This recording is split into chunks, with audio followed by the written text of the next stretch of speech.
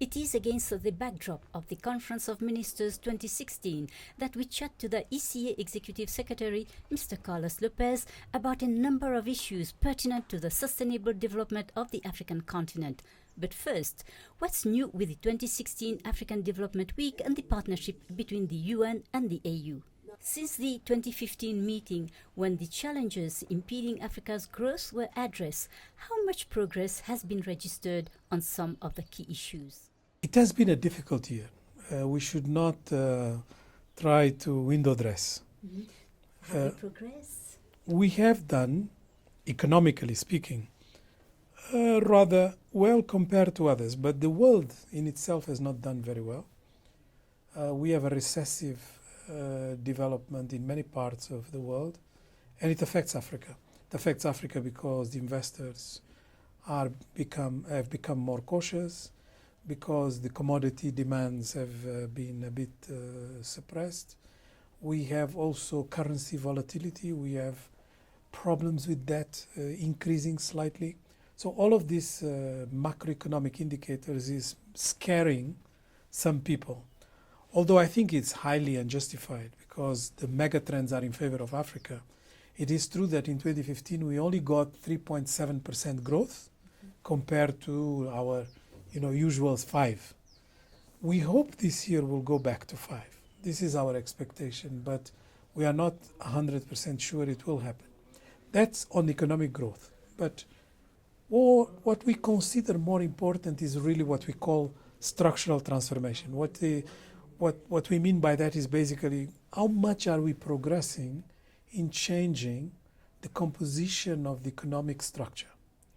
And there, I must say, I'm a bit disappointed because one of the indicators that we can pick to measure how much we are progressing is what we call manufacturing value addition, which is how much the industrialization is moving.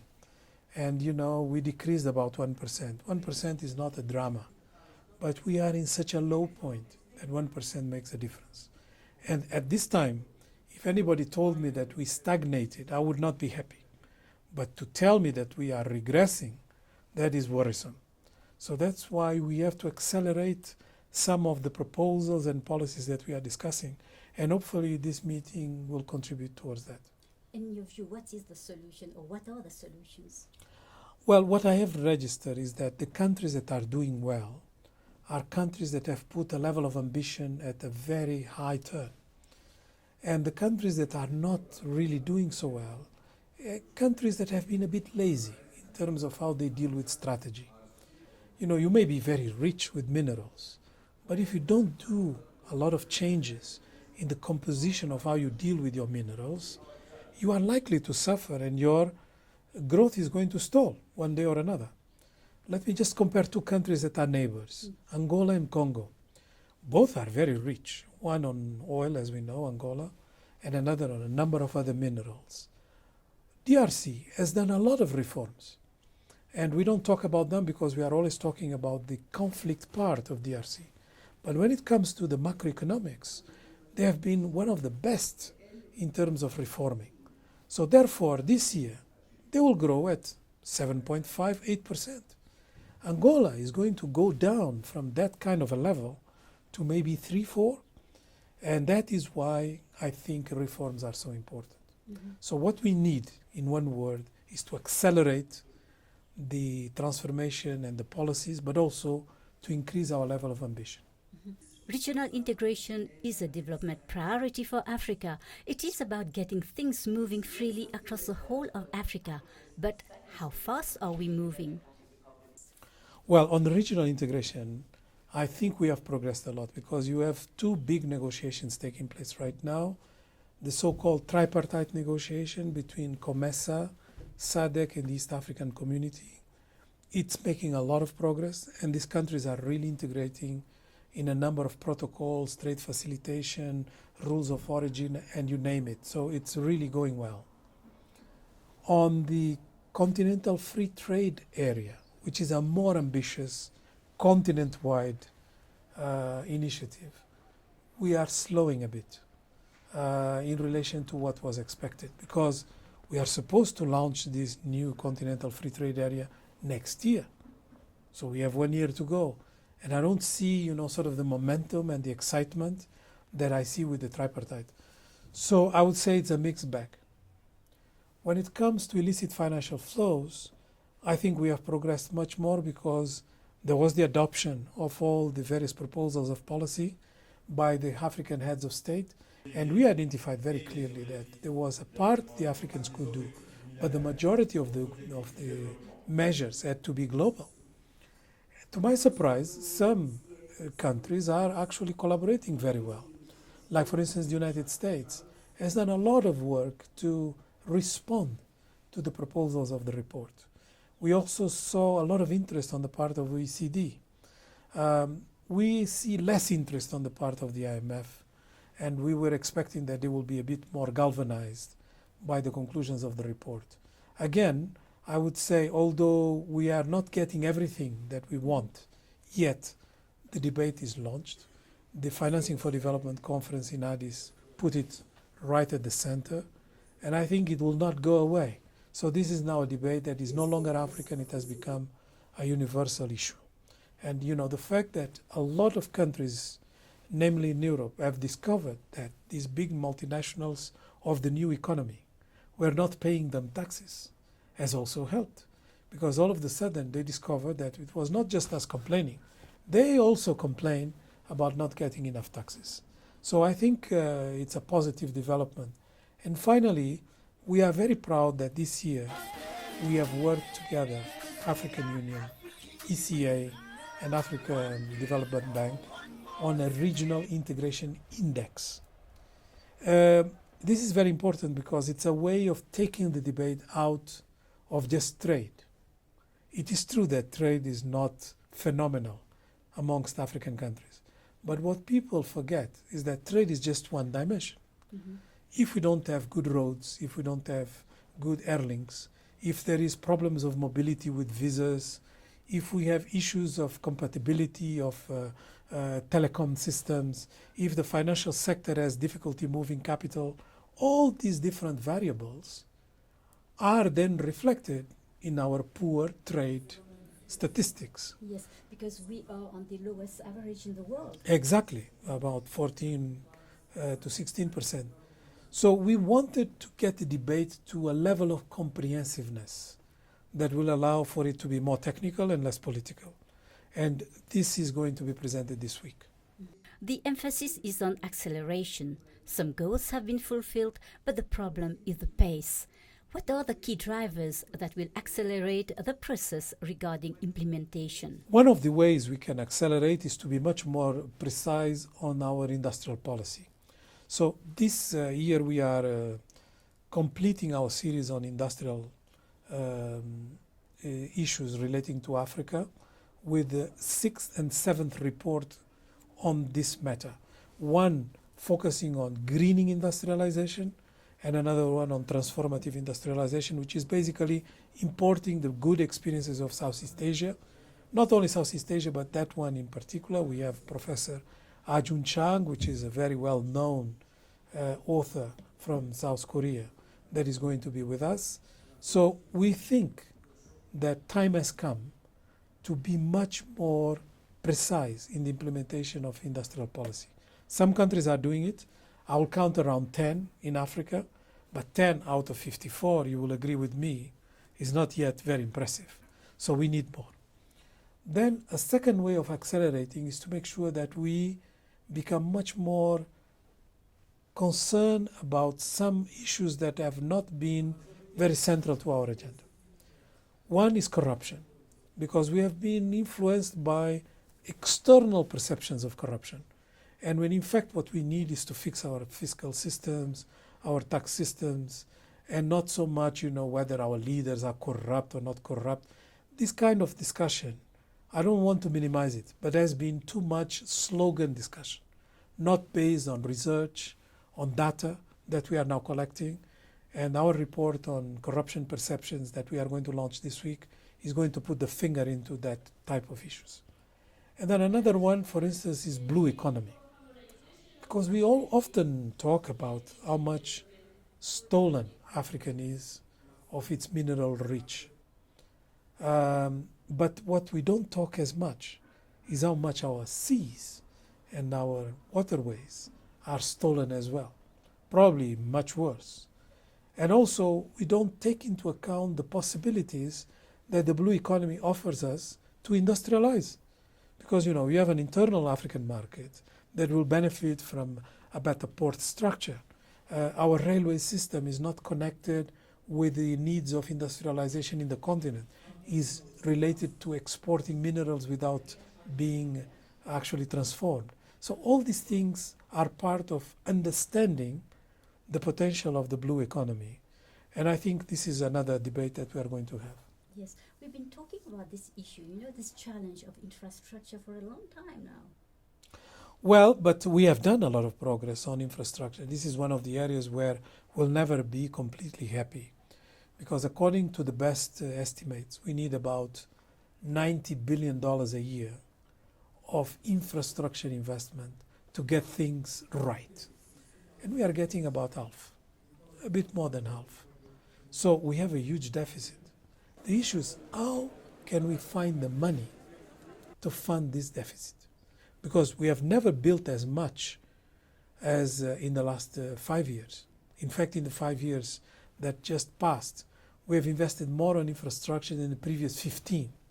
So it's accelerating. But we need so much. And where are we going to get the money? So one of the discussions that are important to have, and it's linked to what I was saying about taxes and fiscal policies, is to make sure that we increase slightly our tax pressure. Because our tax pressure in Africa is very low. People don't like to pay taxes in Africa.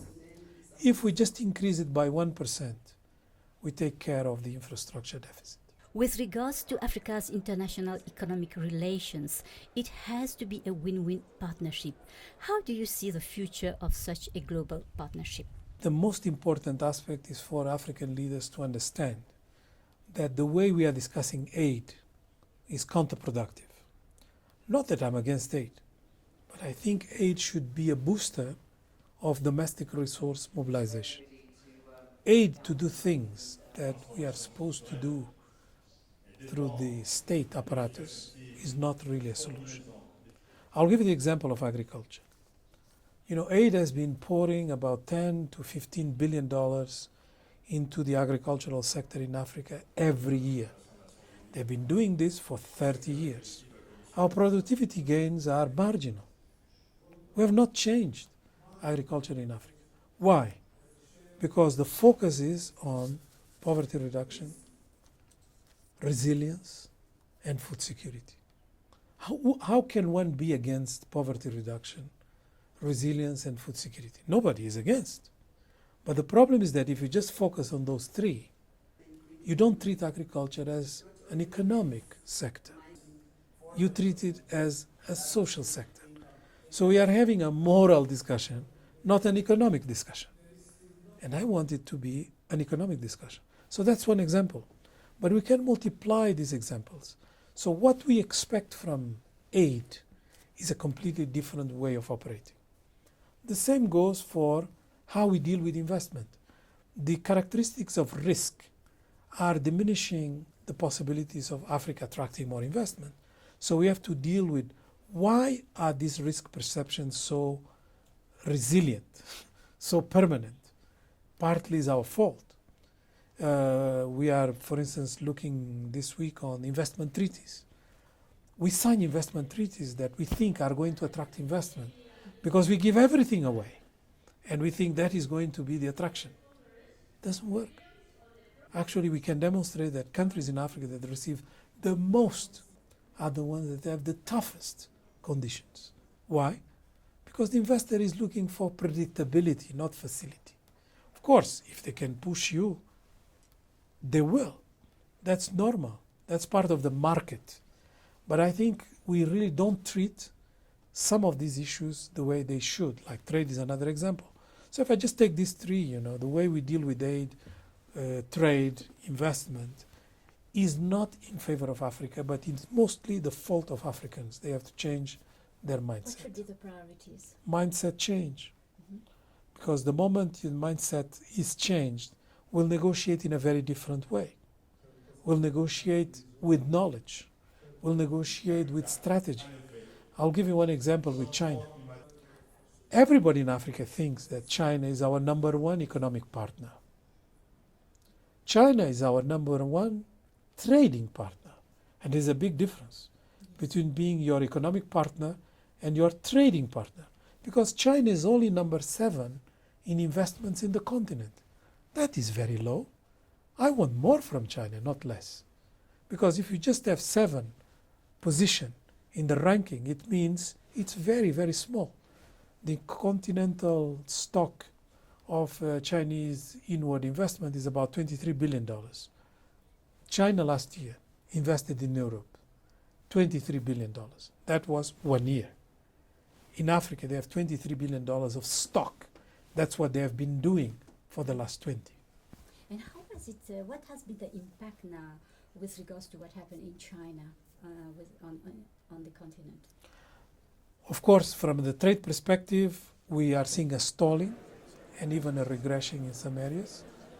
But the Chinese government has announced $60 billion of investment for 3 years. If it materializes in 3 years, then we'll see an important paradigm shift where China, instead of being interested in Africa more from a trade perspective, will be much more on the investment perspective.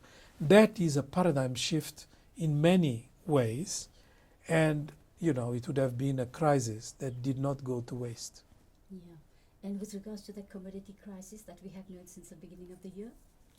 That would be something to worry about, because commodities in general have super cycles, and they go up and down, basically. It's not because the economic activity changes that much, but it's partly responsible for that. But a lot has to do with capacity to stock. Because now, for instance, it has been discovered that China has huge copper stocks, so it doesn't need to import new ones. The same happens with oil.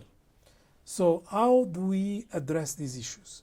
Partly by having much more say in the global chain of each one of the commodities. And Africans have not done their homework properly. For instance, they deal with traders more than those who purchase their commodities. A country like Zambia sells almost all its copper to China, but on paper it sells it to Switzerland because the traders are in the middle. Mm-hmm. And coming back to the economic sustainability of the continent, Africa is one of the fastest growing economy, but this doesn't tie with the reality on the ground. What can an institution like the ECA do to reverse the narrative of non-inclusive growth of the continent? We have 2 problems. The first problem is that no matter how much we create in terms of wealth and employment, the population is growing so fast that if you say you are just creating for the ones that exist, you miss the boat because you have many more people coming downstream. So that's one problem. A lot has happened in Africa, but people continue to see as many poor. Why? Because the population is growing. The second problem we have is that we don't transform enough the economy. If we had industrialization, it creates a lot of jobs. It becomes more inclusive. If most of our growth is generated by internal consumption, by a small elite, then of course, you are not going to see the growth on the ground. Or as the Nigerians like to say, it's a growth that we cannot put in the pocket. Mr. Lopes, lastly, what is the one thing that you have been most proud of during your term? The change of narrative, using statistics to tell a different story about Africa and making the difference in terms of trying very hard to counter perceptions about the continent that are not true. Not to glass over the problems, not to window dress Africa, but to have this discussion based on real facts, because that's the only one that will allow real change.